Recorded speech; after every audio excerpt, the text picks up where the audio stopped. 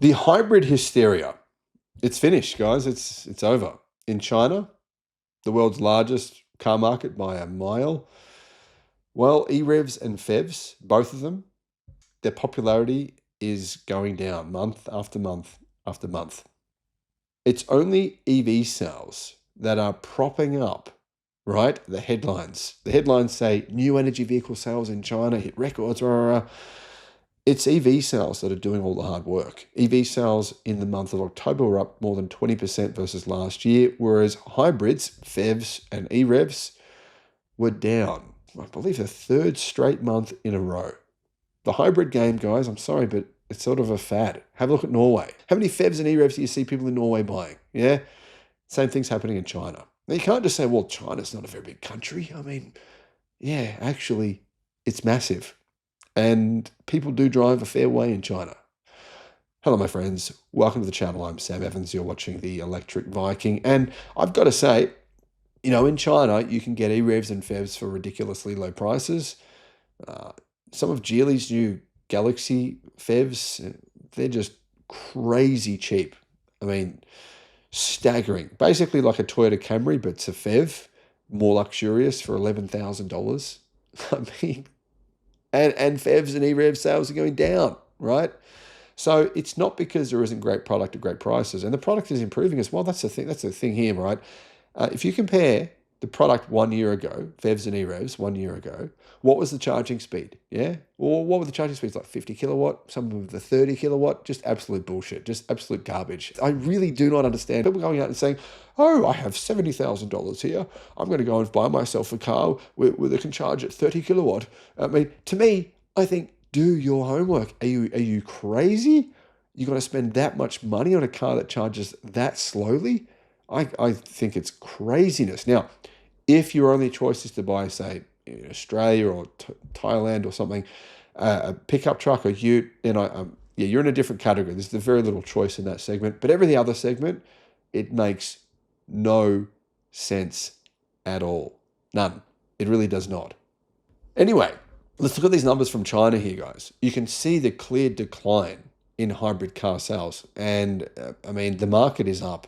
It's up this year versus last year, but hybrid car sales have actually been below last year now for 4 straight months in a row, and the gap is growing. So for the last 3 months, they were below, but not by a lot. But in October, you can see that gap is now increasing versus last year. And many people are saying, experts in China are saying, this is the beginning of a continual decline for the sales of hybrids in China. People are saying to themselves, why the fuck do I need a hybrid? One of the most complicated vehicles ever made by humankind, and one of the most fire-prone vehicles ever made by humankind. They are fire-prone. If you've got one, you can unsubscribe if you want to, but the facts are they are like 50 times more likely to catch fire than any other vehicle type, particularly than EVs, which are the least likely to catch fire of any car. So, yeah, I mean, the facts are that EVs are better. And why do you need more than 600 kilometers of range? I mean, now you can get more than that if you really want it, but why do you need more than that? Now, you might be saying to yourself, well, I drive from Melbourne to Sydney. I need more range than that. I'll be saying to you, well, I've done that trip probably 10 times now. Newcastle to Melbourne, that's more than 1,000 kilometers one way. And we've got a pretty average charging network, but I've done it, no problems.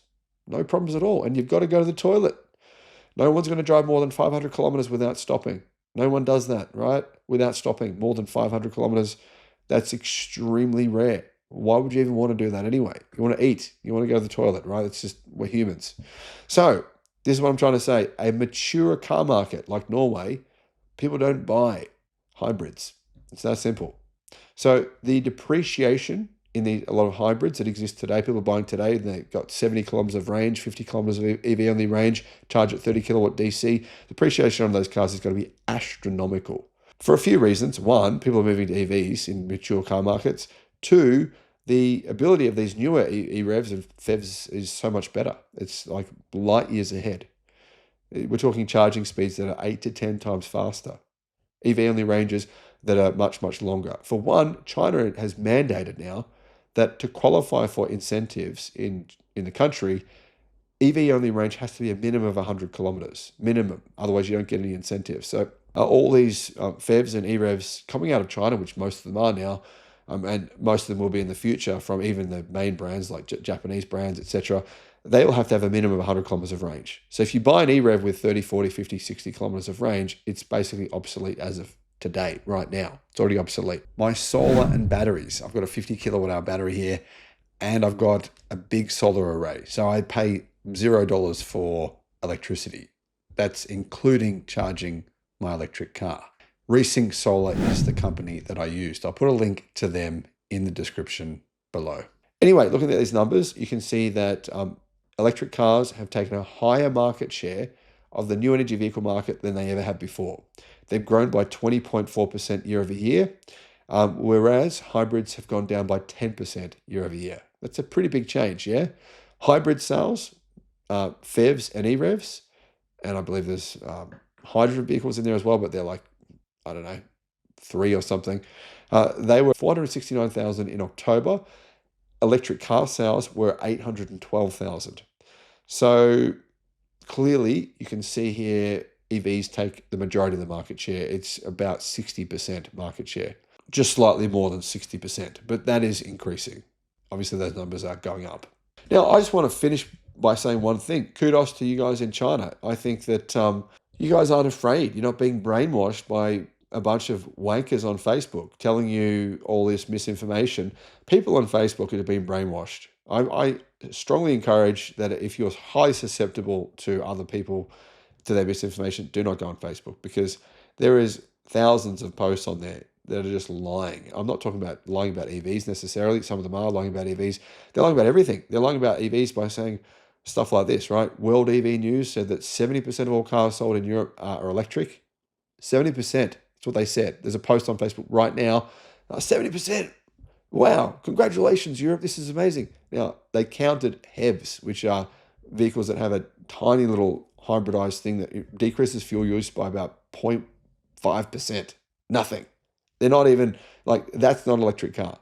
That is a joke. Yeah. So this is one example of the numerous amounts of misinformation that are littered all over Facebook. Don't go on there. It's just talking a bunch of crap. And some of it's pro-EV, some of it's against EVs, some of it's pro-renewables, some of it's against renewables. All of it's just basically nonsense. You've got to fact check everything on there. Every time I see something on there, I fact check it, because otherwise you just end up believing stuff that is completely nonsensical. So clearly, people are being influenced by a lot of the anti-EV stuff, particularly in countries like America, the United States, and Australia, where EV sales are still relatively low. And in China, people are clearly not being brainwashed by this stuff, because their EV sales continue to go up every year, every month. And they've got hundreds of models of EREVs and PHEVs, and they're moving away from them and buying the smarter choice, which is a fully electric car. Thanks for watching.